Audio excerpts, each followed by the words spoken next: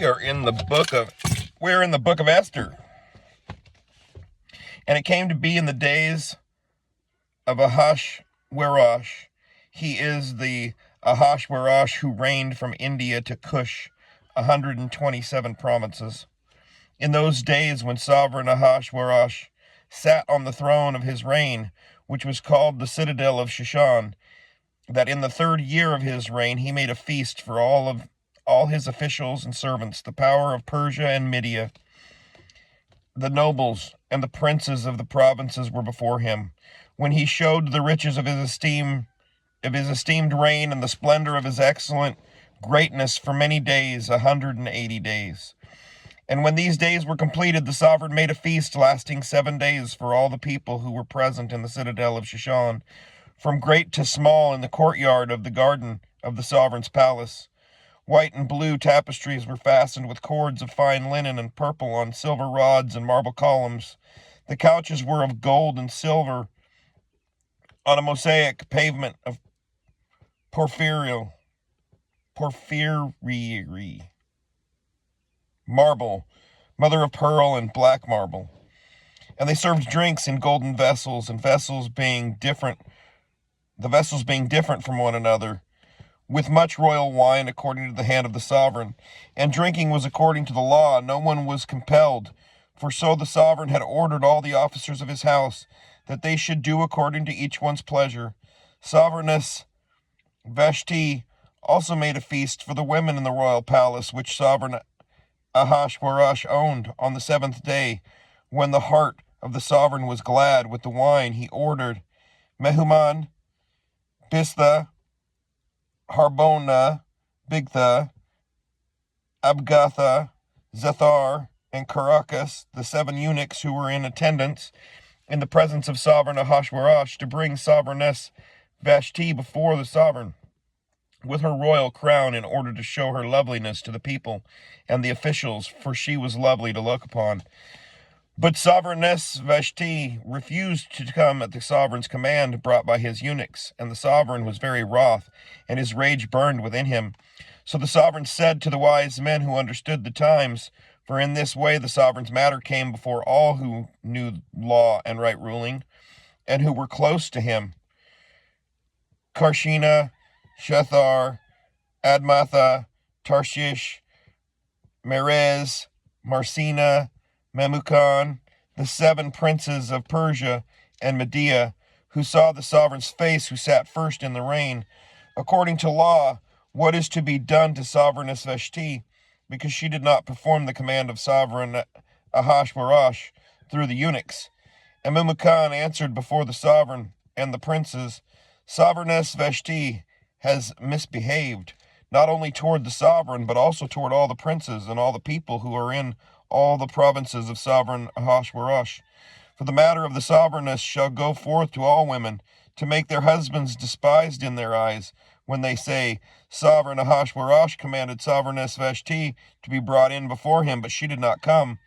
And this day the princesses of Persia and Media shall say to all the sovereign's officials that they have heard the matter of the sovereigness with plenty of scorn and wrath. If it pleases the sovereign, let a royal decree go out from him, and let it be recorded in the laws of the Persians and the Medes, so that it does not pass away, and that Vashti shall come no more before sovereign Ahasuerus, and let the sovereign give her royal position to another who is better than she. And the sovereign's decree which he makes shall be proclaimed throughout all his rule, great as it is, and all the wives have esteem to their husbands, both great and small. And the word was good in the eyes of the sovereign and the princes, and the sovereign did according to the word of Memucan. So he sent letters to all the sovereign's provinces, to each province in its own writing, to every people in their own language, that each man should be master in his own house and speak in the language of his people. Chapter 2. After these events, when the wrath of sovereign Ahasuerus had ceased, he remembered Vashti, what she had done and what had been decreed against her, Then the sovereign's servants who attended him said, "Let lovely young maidens be sought for the sovereign, and let the sovereign appoint officers in all the provinces of his reign, and let them gather all the lovely young maidens to the citadel of Shushan into the women's quarters, under the hand of Haggai, the sovereign's eunuch, guardian of the women, to give their preparations.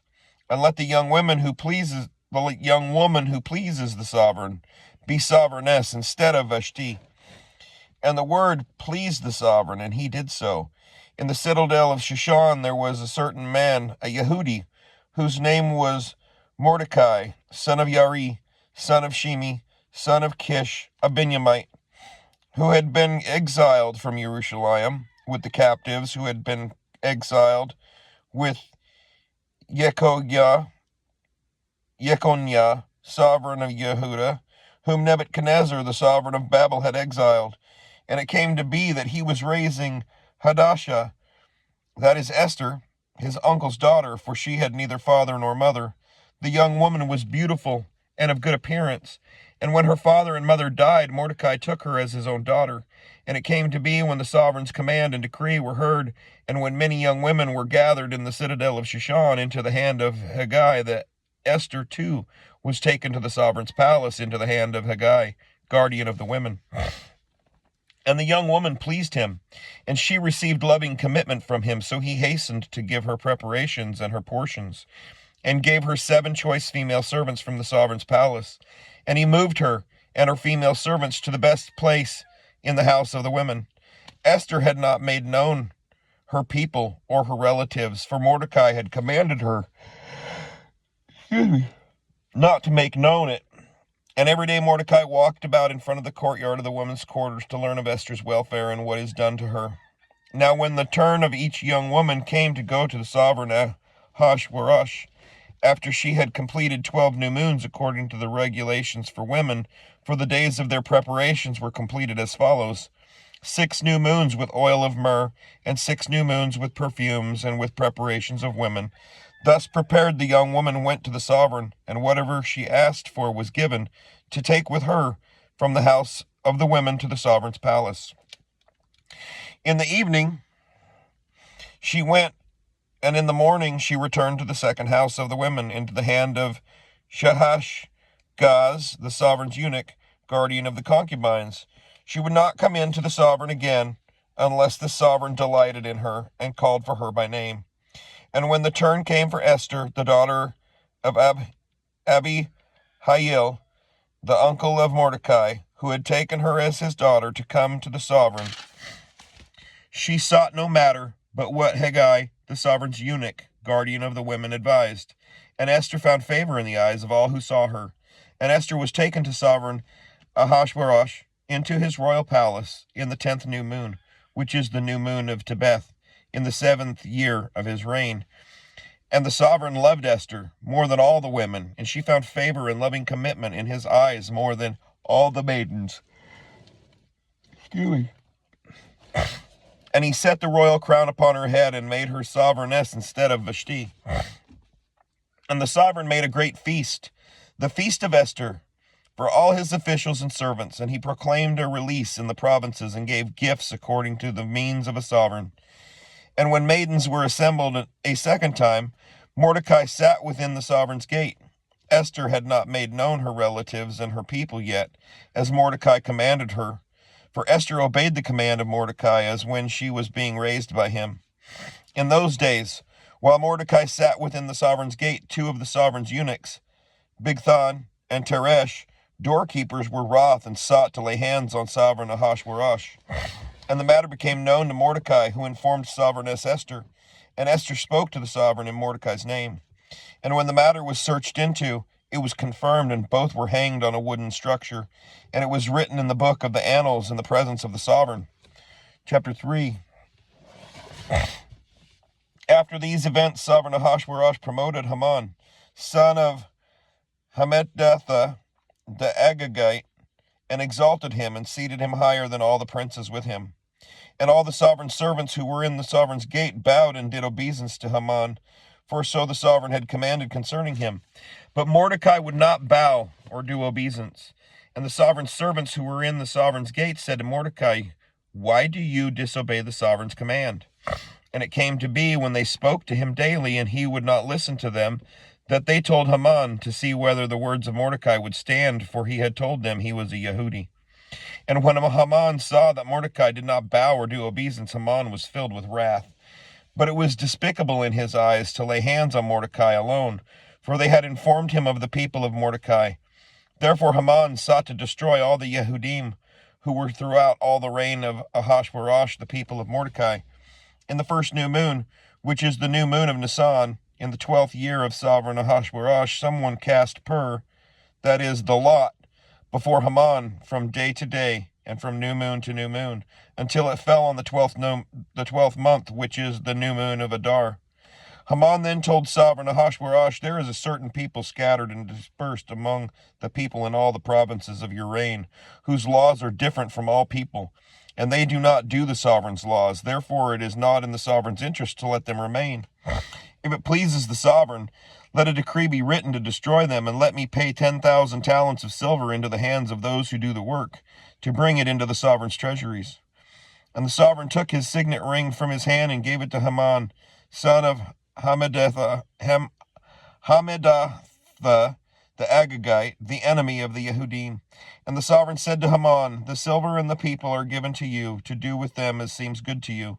And the sovereign's scribes were called on the 13th day of the first new moon, and a decree was written according to all that Haman commanded, to the viceroys of the sovereign, and to the governors who were over each province, and to the officials of all the people, to every province according to its writing, and to every people in their language.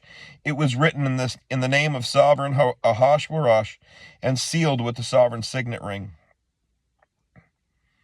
And the letters were sent by the runners into all the sovereign's provinces, to cut off, to kill, and to destroy all the Yehudim, both young and old, little children and women, in one day, on the 13th day of the 12th new moon, which is the new moon of Adar, and to plunder their possessions.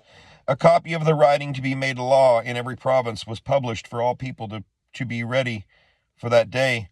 The runners went out, hastened by the sovereign's command, and the decree was given out in the citadel of Shushan. The sovereign and Haman then sat down to drink, but the city of Shushan was in confusion. Chapter 4. And Mordecai learned of all that had been done, and Mordecai tore his garments and put on sackcloth and ashes, and went out into the midst of the city, and cried out with a loud and bitter cry.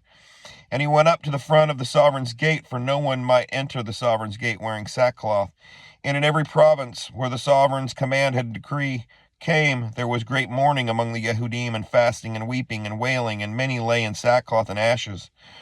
And Esther's young women and eunuchs came and told her, and the sovereigness was deeply pained, and sent garments to Mordecai to wear, and to take away his sackcloth from him, but he refused. And Esther called Hathach, one of the sovereign's eunuchs, whom he had appointed to attend her, and she gave him a command concerning Mordecai, to learn what and why this was. And Hathach went out to Mordecai to an open space of the city, in the front of the sovereign's gate. And Mordecai told him all that befell him, and all about the silver that Haman promised to pay into the sovereign's treasuries to destroy the Yehudim. And he gave him a copy of the written decree to destroy them, which is given at Shushan, to show it to Esther, and explain it to her, and to command her to go into the sovereign to make supplication to him, and plead before him for her people. And Hathach came and told Esther the words of Mordecai, and Esther spoke to Hathach, and gave him a command for Mordecai. All the sovereign's servants and the people of the sovereign's provinces know that any man or woman who goes into the inner court of the sovereign, who has not been called, he has but one law, to be put to death, except the one to whom the sovereign holds out the golden scepter. Who then shall live? But I have not been called to come into the sovereign these 30 days. And they declared to Mordecai the words of Esther. And Mordecai commanded them to answer Esther, do not think within yourself to escape in the sovereign's palace any more than all the other Yehudim. For if you keep entirely silent at this time, relief and deliverance shall arise for the Yehudim from another place, while you and your father's house perish. And who knows whether you have come to the reign for such a time as this? And Esther commanded to reply to Mordecai, go gather all the Yehudim who are present in Shushan, and fast for me, and do not eat or drink for 3 days, night or day. I too and my young women shall fast in the same way. Then I shall go to the sovereign, which is against the law. And if I shall perish, I shall perish. Mordecai then went away and did according to all that Esther commanded him. Chapter 5. And it came to be on the third day that Esther put on royal apparel and stood in the inner court of the sovereign's palace in front of the sovereign's house, while the sovereign sat on his royal throne in the royal house opposite the entrance of the house. And it came to be when the sovereign saw Sovereigness Esther standing in the court that she found favor in his eyes. And the sovereign held out to Esther the golden scepter, which was in his hand. And Esther went near and touched the top of the scepter. And the sovereign said to her, "What is it, Sovereigness Esther? And what is your request?" "Up to half my reign, and it is given to you." And Esther answered, "If it pleases the sovereign, let the sovereign and Haman come today to the feast which I have prepared for him." And the sovereign said, "Get Haman at once to do as Esther has said." Then the sovereign and Haman went to the feast which Esther had prepared.